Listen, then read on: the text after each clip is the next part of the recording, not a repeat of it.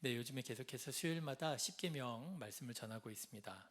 그런데 이번에는요, 십계명 말씀을 준비하면서 문득 생각해 보니 제가 그래도 지금까지 십계명 시리즈 설교를 제법 한 것 같아요. 지금까지 한 3번 정도 한 것 같더라고요. 그런데 여러분, 제가 이렇게 십계명, 특별히 이런 주기도문 이런 시리즈 설교를 할 때면 그때마다 나름은 최선을 다해서 준비를 하고 있습니다. 뭐 책도 읽고요. 그리고 뭐 묵상도 열심히 하고요. 그래서 이제 한 3번쯤 이렇게 시리즈 설교를 하다 보니까 이번에 준비를 하면서 제 느낌의 마음에 약간의 교만이 좀 있었던 것 같아요. 무슨 교만이냐 하면 십계명 내가 이제 다 알아. 뭐 이런 교만이에요. 이미 책도 여러 권 사서 읽을 만큼 읽었고요. 묵상할 만큼 묵상했고요. 그리고 또 전할 만큼 전했죠. 그런데 여기에서 또 무슨 새로운 게 나올 수 있을까? 그때마다 나름대로 최선을 다해서 준비하기 때문에 이제 더 이상 나올 게 없겠다라는 생각이 제 안에 있었어요. 여러분, 이런 마음을 가리켜서 뭐라 그런다고요? 뭐라 그런다고요? 뭐라 그런다고요? 이제 목사에게 뭐 이런 말 하기가 좀 쉽지 않으시죠? 그러면은 이렇게 여쭤보면 될 것 같아요. 여러분도 이런 마음이 있지 않으실까요? 십계명? 내가 다 알아. 그쵸? 설교도 여러 번 들었고 십계명? 그럼 당연하지. 내가 뭐 그리스도인으로서 내가 십계명 잘 지켜야지. 여러분, 이런 마음을 뭐라 그런다고요? 교만이라 그런다고요. 말씀을 전하는 사람은 나 알아. 십계명 여러 번 전했어. 내가 이제 뭐 더 새로울 게 있을까? 하는 마음이나 성도님들이 들으실 때 십계명? 알지. 내가 벌써 십계명에 대한 설교 여러 번 들었어. 뭐 새로울 게 있을까? 하는 마음이나 똑같이 우리 안에 무슨 마음이 있을 수 있어요? 교만의 마음이 있을 수 있겠더라 하는 것입니다. 그런데 여러분, 저는 말씀을 준비할 때면 늘 깨닫게 되는 것이, 여러분, 우리가 이미 익히 알고 있는 말씀입니다. 그럼에도 불구하고 오늘의 상황에서 묵상하고 기도할 때 하나님께서 새롭게 주시는 감동과 은혜가 있더라고요. 여러분, 이런 은혜를 따라 이런 감동을 바라며 이 시간 예배하는 저와 여러분 되시기를 주님의 이름으로 축원합니다. 십계명 다 알죠. 알지만 오늘은 하나님께서 나에게 뭐라고 말씀하실까? 오늘은 하나님께서 나에게 어떤 감동을 주실까? 이런 사모하는 마음으로 예배 드리실 때, 말씀 들으실 때 하나님께서 말씀해 주실 줄로 믿습니다.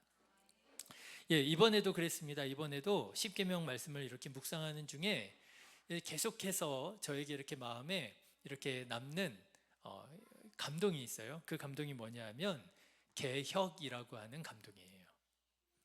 여러분, 저는 그동안 십계명을 명령, 하나님의 명령이잖아요. 법, 하나님의 법이잖아요. 십계명을 명령과 법으로 제가 많이 이해를 하고 읽었었던 것 같아요. 물론 틀리지 않습니다. 정확합니다. 제가 지금까지 십계명이 어떤 거라고 말씀을 드렸죠? 하나님의 백성이 하나님의 주권과 통치를 인정하고 따라야 할 법 중에 법, 그게 헌법이라고 말씀을 드렸잖아요. 하나님 나라의 헌법이 뭐라고요? 그게 십계명이라는 거예요. 네, 십계명은 법이 맞습니다. 그런데 제가 이번에 십계명의 말씀을 묵상할 때에는 지금까지 이집트의 노예로 살았던 이스라엘 백성들이 이제는 하나님의 백성으로 살기 위해서 반드시 그들이 그들의 삶을 새롭게 바꾸고 변화시켜야 되는데, 그 변화시켜야 할 그 기준이 어디에 있느냐? 그게 바로 이 십계명에 있더라라고 하는 거예요. 그래서 여러분, 십계명은요 그냥 단순히 법이 아니라요, 단순한 명령이 아니라 어떤 법이고 어떤 명령이냐? 우리들의 삶을 변화시키는, 개혁시키는 법이어야 한다라고 하는 거예요. 여러분, 내가 지금 대한민국 국민으로서 대한민국 안에서 대한민국 법을 잘 지키며 살아가고 있습니다. 맞죠? 그런데 때로는 그런 생각이 들 수 있어요. 어느 날 우체통이 딱 보니까요, 양주시 교통과에서 뭐가 왔어요. 그래서 보니까 교통 속도 위반 뭐 이런 게 올 수 있어요. 그렇죠? 제가 요즘에 이제 저희 아이들 학원 이렇게 픽업 같은 거를 좀 이렇게 왔다 갔다 하고 하다 보니까 그 주차를 이렇게 학원 그 주차장까지 들어가기 여러 가지로 번거롭잖아요. 애만 내려주면 되는데 그래가지고요 학원 앞에 도로변에다 살짝 차를 대고 시내 뭐 이렇게 내리라 하고 빠이빠이 하고 이렇게 이제 떠날 때가 있어요.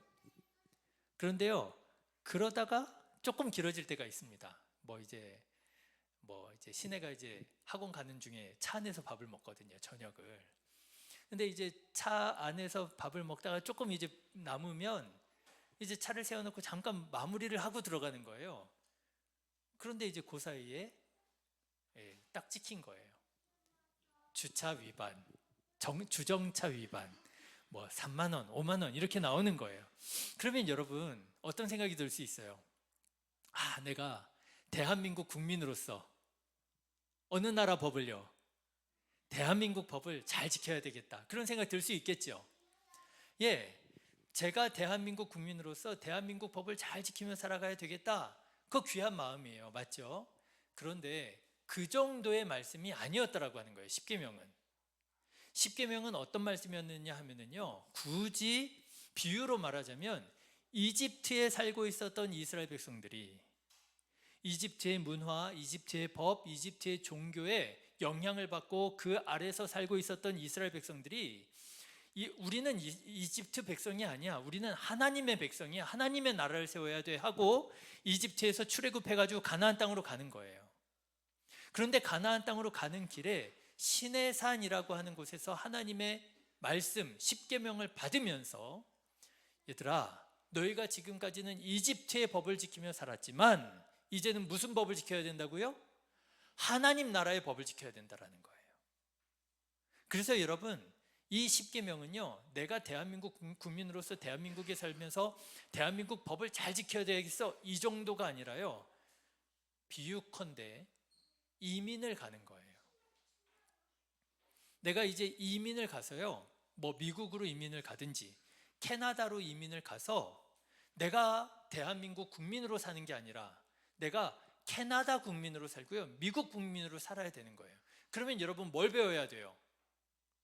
캐나다의 법을 배워야죠. 미국의 법을 배워야죠. 로마에 가면 로마법을 따르라고요.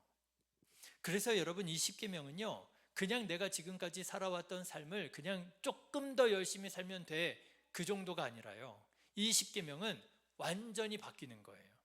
네가 지금까지는 이집트에서 노예로 살았으나 너는 이제부터는 가나안에서 하나님의 백성으로 살아야 돼. 네가 가나안에서 하나님의 백성으로 살려면은 너는 하나님의 법을 배워야 돼. 여러분, 그게 십계명이었던 거예요. 그래서 여러분, 이 십계명은요, 그냥 단순히 명령이 아닙니다. 단순히 법이 아닙니다. 이 십계명은 어떤 명령이고 어떤 법이냐? 개혁시키는, 우리들의 삶을 완전히 바꾸는 명령이고 법이라 하는 거예요. 자, 그래서 여러분 1계명에서 4계명까지 계명을 한번 생각해 보세요. 1계명이 뭐였죠?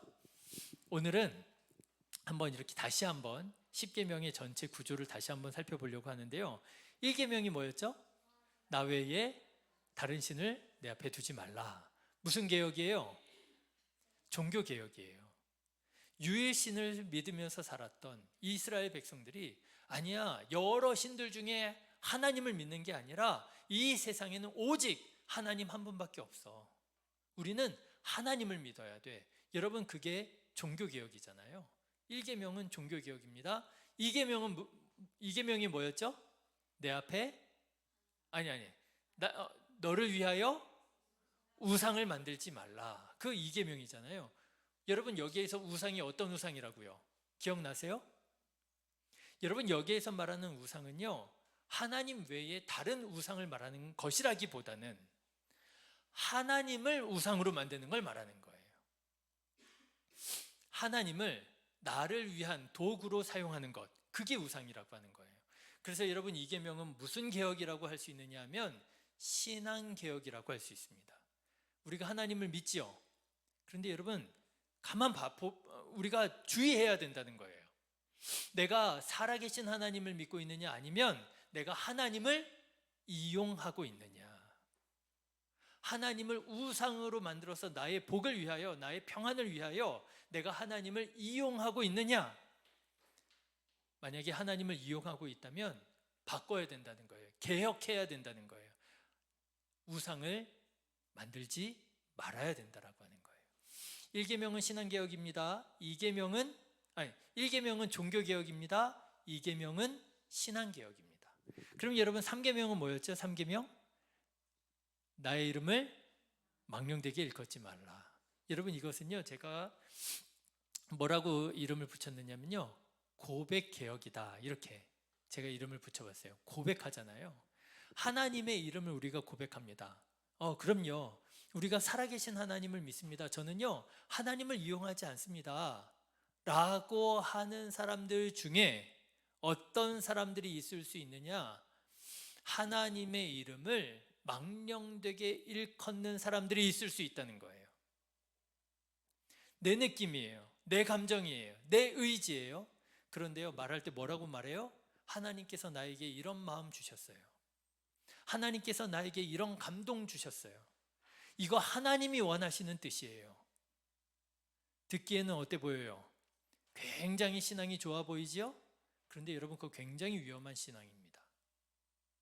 여러분, 하나님의 이름을 망령되게 일컬으면 안 됩니다. 고백의 개혁이 있어야 되는 거예요.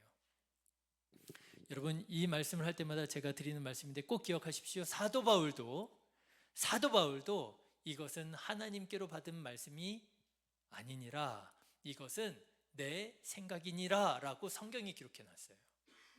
사도 바울도 구분하는데요, 우리가 구분해야죠. 정말 하나님께서 주시는 마음과 감동인지, 아니면 내 생각인지, 내 뜻인지, 내 의지인지 우리는 엄격하게 구분할 줄 알아야 되는 거예요. 자, 그 다음 4계명이 뭐였죠? 지금 여기는 어디, 우리는 누구 이러시면 안 됩니다. 1계명은 내 앞에 다른 신을 두지 말라. 2계명은 우상을 만들지 말라. 3계명은 내 이름을 망령되게 일컫지 말라. 4계명은 안식일을 거룩하게 지켜라. 안식일은요, 제가 이렇게 말씀드리고 싶어요. 삶의 개혁이다 라고 하는 거예요. 우리들의 삶에 개혁이 일어나야 된다는 거예요. 어떤 개혁이요? 거룩한 날, 구별된 날이 있어야 된다는 거예요. 하나님을 위하여 떼어놓은 거룩한 날이 있어야 된다. 여러분, 여러분들의 삶 속에 이런 삶의 개혁이 있으시기를 주님의 이름으로 축원합니다. 그래서 여러분, 10계명을 보면은요, 이게 그냥 조금 내가 뭐 하나님의 명령을 더 잘 지켜야 돼가 아니고요, 개혁이에요. 그렇죠? 바꾸는 거예요. 사람이 하나님을 믿을 때 이런 삶의 변화들이 반드시 일어나야 된다라고 하는 거예요. 자, 그런데 여러분, 생각해 보시면 이스라엘 민족들이 이 10계명을 통해서 이런 신앙의 개혁이 일어나야만 가나안 땅에 갔을 때 하나님 나라를 세울 수 있겠구나 하는 걸 알 수 있겠죠. 그렇죠? 내 삶의 변화가 일어나지 않아요. 내 삶의 개혁이 일어나지 않아요. 그런데 위치만 바뀌었어요. 좌표만 바뀌었어요. 장소만 바뀌었어요. 달라질까요? 안 달라져요.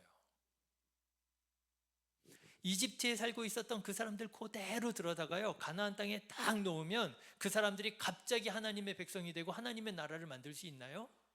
그럴 수 없어요. 사람이 변해야 장소도 변하는 거죠. 그렇죠? 그래서 여러분, 삶의 개혁이 일어난 이스라엘 백성들이 가나안 땅에 가서 하나님의 나라를 세울 수가 있는 것이지요. 여러분, 우리가 변화되어질 때 우리가 서 있는 이곳이 거룩해지고 변화되어지고 하나님의 나라가 되어질 줄로 믿습니다. 여러분, 변화된 삶으로 하나님께 영광 돌려드리기를 주님의 이름으로 축원합니다. 그래서 1계명부터 4계명을요, 이렇게 하나님과의 관계 안에서 신앙의, 종교의 개혁이 일어난다, 이렇게 말씀을 드릴 수 있겠고요. 이제 오늘부터 말씀드리는 5계명부터 몇 계명이요? 10계명까지는 어떤 계명이라고 할 수 있느냐? 똑같은 말처럼 들릴 수 있는데요. 삶의 개혁이라 이렇게 말씀을 드릴 수 있습니다. 자, 다시 한번 해볼까요? 5계명 뭐죠? 내 부모를 공경하라. 6계명 살인하지 말라. 그 다음 간음하지 말라. 그 다음 도둑질하지 말라. 그 다음 거짓말하지 말라. 그 다음 탐내지 말라. 예, 그냥 너무 길잖아요. 외우기 어렵잖아요. 그러니까 거짓 증언하지 말라, 거짓말하지 말라. 그 다음 탐내지 말라. 이렇게 외우시면 될 것 같아요. 자, 그런데 여러분 이 5계명에서부터 10계명까지의 계명들을 보니까 이 계명들이 어떤 계명들이냐? 사람과 사람 사이의 계명이더라라고 하는 거예요. 그렇죠? 내 부모를 공경하라, 살인하지 말라, 간음하지 말라, 도둑질하지 말라, 거짓말하지 말라, 탐내지 말라. 예, 사람들 사이에 우리가 지켜야 할 계명이라라고 하는 거예요. 예, 하나님을 믿는 사람은요, 하나님과의 관계가 바로 되어 있는 사람은요, 사람과의 관계도 건강해야 할 줄로 믿습니다. 하나님과의 관계가 바른 사람은요, 사람들과도 바른 관계를 맺어야 할 줄로 믿습니다. 예, 그게 십계명에 이렇게 구조적으로 드러나 있는 거예요. 그런 변화가 자연스럽게 당연히 일어나야 된다라고 하는 거예요.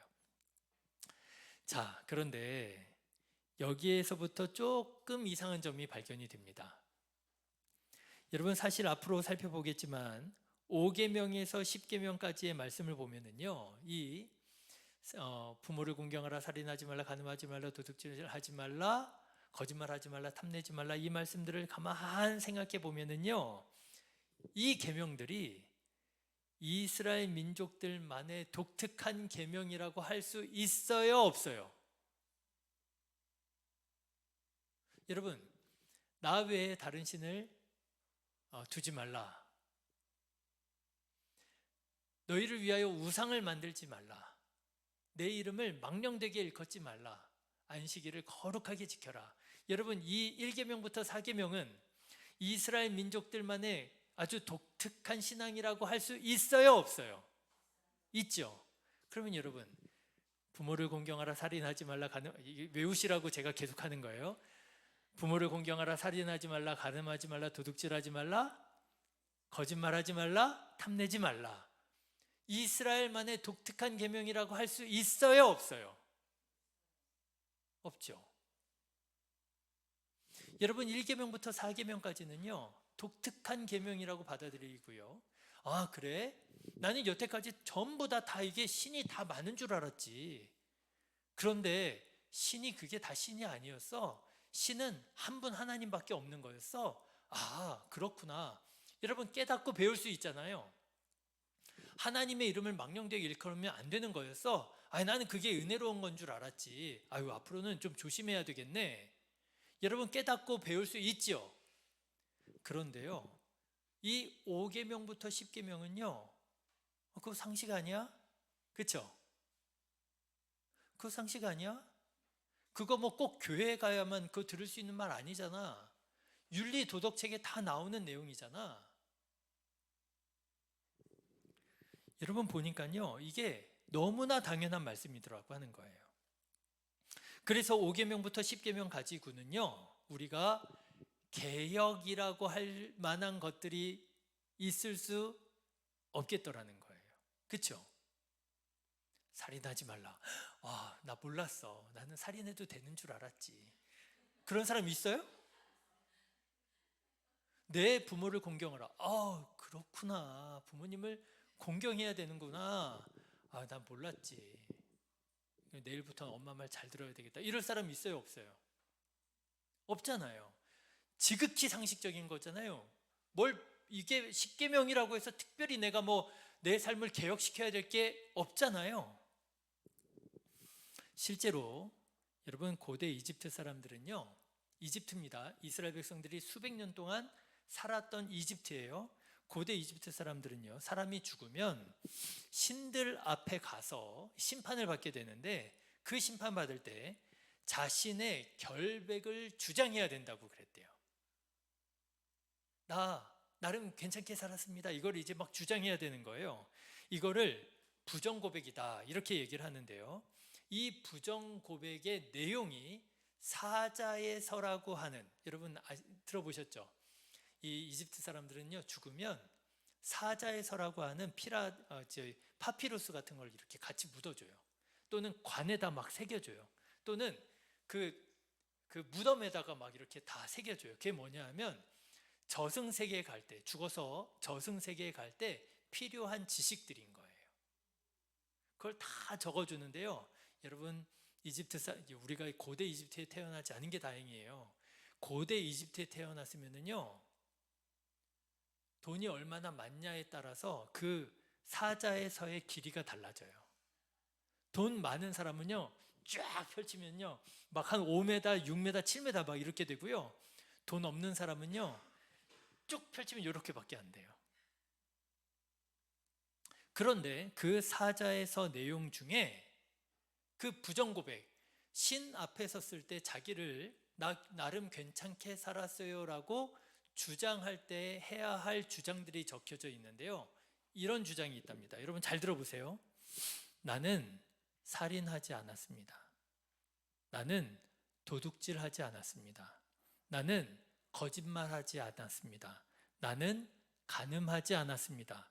나는 굶주린 자를 괴롭히지 않았습니다. 어디서 많이 들어보셨죠? 어디서 들어보셨어요? 십계명에서 들어보셨잖아요. 거의 똑같죠? 여러분, 이상하지 않아요? 지금까지 이스라엘 백성들이 이집트에서 수백 년 동안 살고 있었던 곳이에요.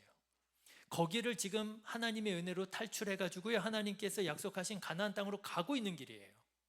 하나님께서 너희들 몸만 가면 안 돼. 너네들의 마음이, 너네들의 신앙이 변화되어서 하나님의 법, 하나님의 주권을 인정하고 하나님의 말씀을 배워서 그 땅에 들어가야 너희가 그 땅에서 하나님의 나라를 세울 수 있는 거야. 너희들 십계명 알아야 돼 하고 하나님께서 십계명을 주셨단 말이에요. 1계명부터 4계명까지의 말씀을 딱 들어보니까요, 아우 정말이에요. 몰랐던 거예요. 배워야 되겠는 거예요. 내 삶을 바꿔야 되겠는 거예요. 그런데 5계명, 6계명, 7계명, 8계명 딱 들으면서 보니까 이게 어디서 많이 들었던 거예요. 어디서 들었던 거예요? 이집트에서 들었던 거예요. 여러분, 이러면 안 되잖아요. 이건 상식적인 거잖아요. 이거 윤리적인 거잖아요. 이걸 어떻게 하나님 나라의 법이라고 할 수가 있겠느냐라고 하는 거예요.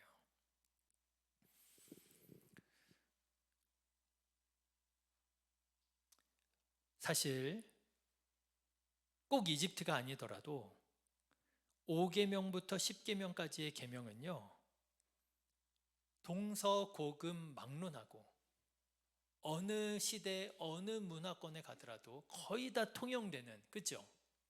그런 윤리도덕적인 법처럼 보이는 게 사실입니다. 살인하면 안 되지요. 간음하면 안 되지요. 도둑질하면 안 되지요. 만일에 어떤 종교든 어떤 철학이든 이런 것을 해도 된다고 가르치는 것이 있다면, 과장해서 말하면 이런 것을 해도 된다고 가르치는 교회가 있고 목사가 있다면 그 사람은 100% 이단이에요. 사이비입니다. 하나님을 잘 믿는 그리스도인이 그럴 수가 없어요. 그렇죠? 자, 그러면 여러분, 이렇게 다른 문화와 종교와 다를 것이 하나도 없는, 심지어는 이스라엘 백성들이 방금 전에 출애굽해 나온 이집트에서도 똑같은 그런 5계명에서 10계명, 이 계명들은 도대체 이스라엘 백성들이 왜 이 계명들을 어떻게 받아들여야 되겠느냐라고 하는 거예요. 그런데요, 제가 오늘 말씀을 준비하면서 깨달아지는 게 있었어요. 분명히 5계명부터 10계명이 동서고금막론하고 이집트 막론하고 비슷해 보이는 건 사실입니다. 그런데 여러분, 비슷해 보이지만 다른 점이 있어요. 숨겨진 다른 점이 있는데요, 그 숨겨진 다른 점이 너무나도 중요하다. 그게 뭐냐? 여러분 오늘 12절의 말씀에서 보면은요, 한 가지 특징적인 게 있습니다. 여러분 12절 말씀 한번 다시 보실래요? 12절 말씀을 보시면 너예라고 하는 것이 계속 반복됩니다. 그렇죠? 다시 한번 같이 읽어볼까요? 시작. 내 부모를 공경하라. 그리하면 내 하나님 여호와가 내게 준 땅에서 내 생명이 길리라. 그렇죠? 너예라고 하는 이 말이 계속 반복되죠. 계속 반복되니까 왠지 라임을 맞춘 것 같아요. 무슨 랩하는 사람처럼. 그런데 여러분 이 너예라고 하는 것을 가만 보시면은요, 하나 이상한 점이 있어요. 뭐가 이상하냐? 자, 하나님은 분명히 누구를 공경하라고 하셨어요? 아니요. 무슨 부모요? 너의 부모를 공경하라 그러셨죠? 너의 부모예요. 자, 그런데 너의 부모를 공경하면 복을 받는데요. 누구에게 복을 받아요? 누구에게요? 너의 하나님께 복을 받는데요. 자, 여러분 여기에서 너의 부모님에게 공경을 했는데 너의 하나님께 복을 받는 거 이상해요? 이상하지 않아요? 안 이상하세요? 여러분, 우리가 부모님을 공경하면 누구에게 복을 받아야 돼요? 부모님께 복을 받아야 되잖아요. 신유가 아침에 딱 일어났는데 아빠 그러면서 와가지고 저한테 뽀뽀를 딱 해줬어요. 그러면은 누구한테 복을 받아야 돼요? 아빠한테 복을 받아야죠.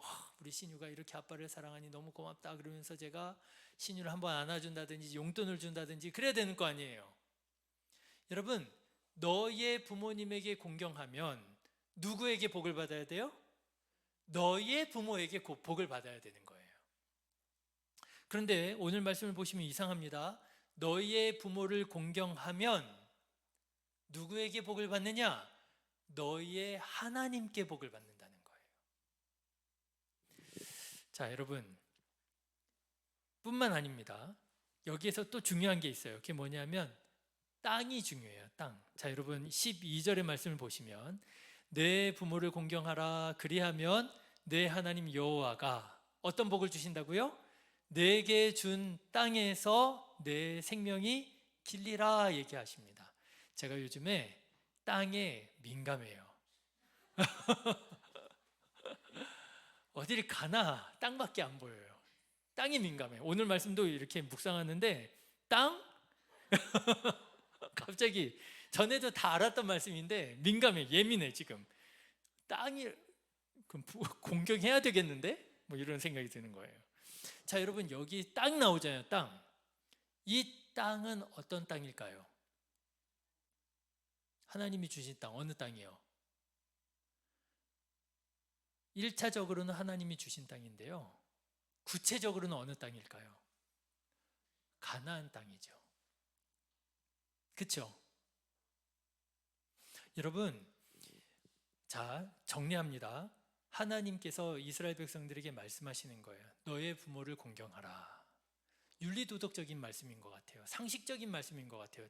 다를 바 없는 특이하지 않은 그런 말씀인 것 같아요. 그런데 이상한 점이 발견됩니다. 너의 부모를 공경하면 너의 하나님이 너에게 복을 줄 거야. 내가 부모님에게 공경하는데 왜 내가 하나님께 복을 받지? 그런데 하나님께서 주시겠다라고 하는 그 복이 무슨 복이에요? 땅의 복인데요. 그 땅이 어떤 땅이냐면 이제 하나님께서 우리를 인도하시는 가나안 땅을 말씀하시는 거예요. 그 가나안 땅에서 너의 생명이 길리라 말씀하시는 거예요. 여러분, 이 사실은 우리에게 굉장히 중요한 말씀을 합니다. 뭐냐 하면 너의 부모님이 누구와 연결이 되어 있다는 거예요? 너의 하나님과 연결이 되어 있다는 거예요. 너의 부모님께 잘하면 누가 기뻐하신다는 거예요? 하나님, 부모님하고 연결되어 있는 하나님이 기뻐하신다는 거예요. 여러분, 이 사실이 굉장히 중요한 것은요, 윤리, 도덕과 상식에서 부모님과 자식 간의 관계는 부모와 자식 간의 관계예요. 그렇죠? 그런데 십계명에서 말하는 부모와 자식 간의 관계는 어떤 관계예요? 그 관계 안에 누가 있어요? 하나님이 계시다라는 거예요. 여러분 이게 굉장히 중요합니다. 왜냐하면 5계명, 6계명, 7계명, 8계명, 9계명, 10계명에 이르기까지 이런 관점으로 봐야 된다는 거예요.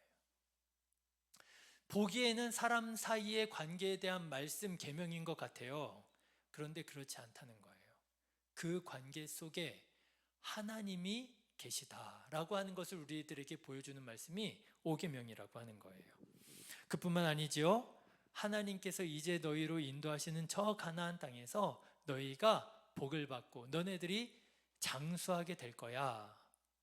이 말씀을 통해서 공경이라고 하는 말씀의 의미를 깨닫게 되는데, 그게 뭐냐면요, 너희의 부모들이 하나님께서 이집트에서 너희를 구원해서 이스라엘 가나안 땅까지 인도하여 주신 그 하나님의 구원의 역사를 자녀들에게 가르칠 때에 자녀들이 그 부모에게서 배운 하나님의 구원을 인정하고 받아들여야 된다라고 하는 거예요.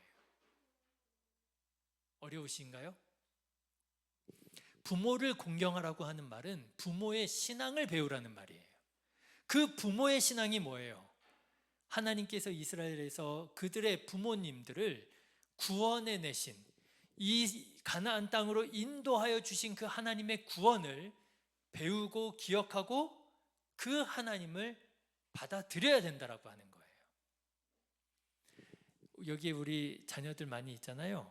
이 자녀들은 부모를 공경해야 됩니다. 그래야 하나님께 복을 받아요. 하나님과 연결되어 있어요, 부모님들이.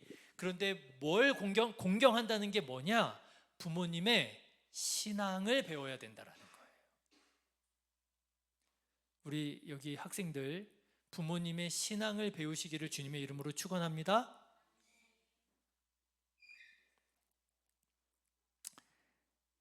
여기에서 주의해야 할 게 있습니다.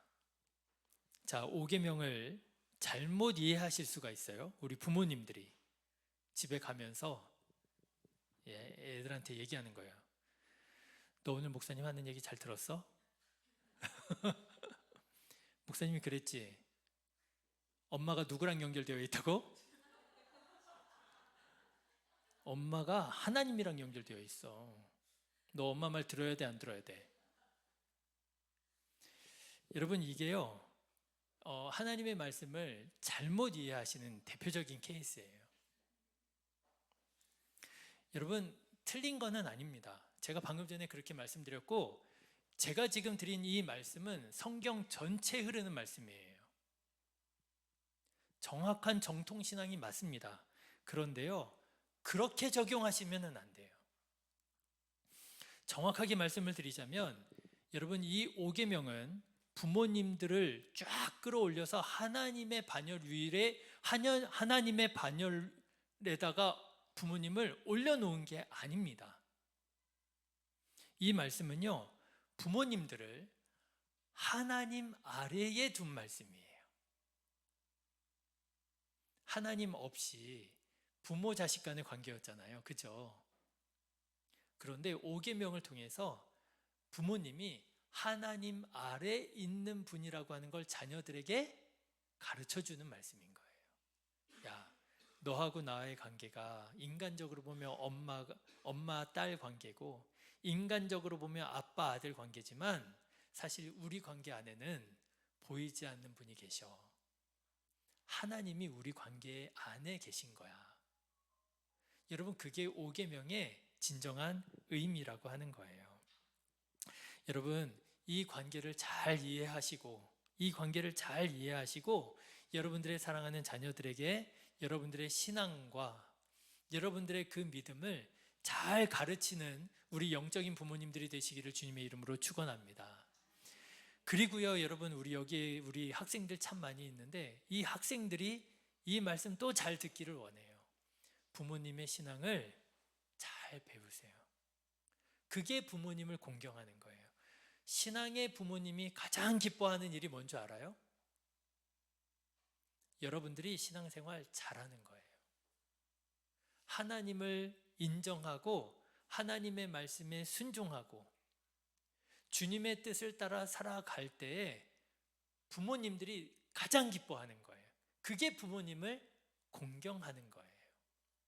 그렇게 여러분들이 부모님을 사랑하고 부모님의 신앙을 잘 배우잖아요.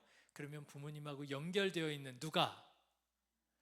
우리의 하나님께서 우리에게 복을 주신다는 거예요. 여러분들에게 지혜도 주시고 건강도 주시고 좋은 만남과 관계도 허락해 주시고 어려울 때 함께 해 주시고 지켜 주시고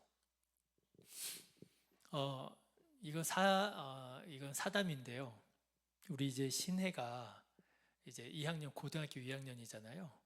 고등학교 2학년이라서 요즘에 또 끝난 줄 알았던 또 그 얘기를 하고 있습니다. 어느 과에 진학해야 되는지.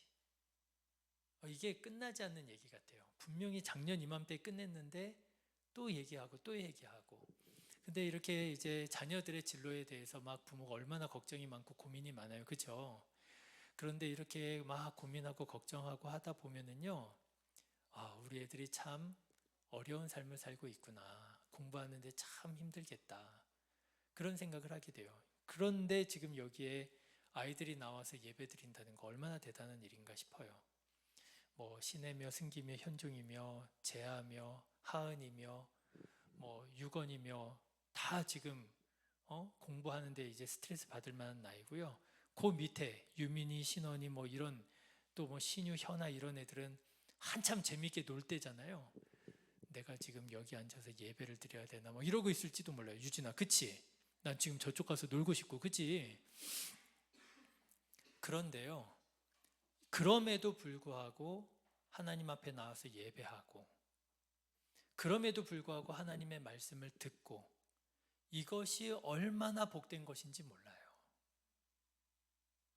그래서 여러분, 제가 신혜가 막 그렇게 고민할 때 제가 막 마음으로 해주고 싶은 말을 지금 여기서 한다면 분명히 시간이 부족합니다. 할 공부가 너무너무 많아요. 분명히 부담이 될 겁니다. 그렇죠? 승기, 현종이도 아마 부담이 될 거예요. 현종이가 그냥 마냥 해맑게 웃는 애는 아니란 말이지, 그치? 속이 깊은 애잖아, 그치? 오늘부터 속이 깊어야 될 것 같은데. 그럴 때 기도하면서 공부하는 거예요. 하나님 나에게 지혜를 달라고, 하나님 나와 함께 해달라고. 내가 공부하는 것도 중요하지만, 여러분 공부 열심히 해야 됩니다. 그런데 내가 공부하는 것도 중요하지만 하나님께서 도와주셔서 내게 지혜 주셔서 내가 이 공부 잘 할 수 있도록 도와달라고. 그렇게 공부하는 게 신앙이고요. 그게 여러분들에게 너무나도 복된 일이라고 하는 거예요. 재하야, 알겠지? 기도하면서 공부해. 알겠지? 이렇게 우리가 성장하고 자랄 때 부모님이 기뻐하고요. 하나님께서 기뻐하시고요. 그것이 하나님께서 우리를 통해서 이루시기 원하시는 하나님의 나라인 것이죠. 이 자리가 얼마나 복된 자리인지 몰라요. 수요 예배 1시간이기는 하지만 이 시간 통해서 여러분들에게 믿음의 도전이 되고 삶의 변화가 일어나고 하나님을 기쁘시게 하고 가정이 화목하게 되어지고 여러분 이러한 삶의 놀라운 변화들이 개혁이 우리 가운데 일어나게 되기를 간절히 기도합니다. 기도하겠습니다. 감사합니다, 하나님.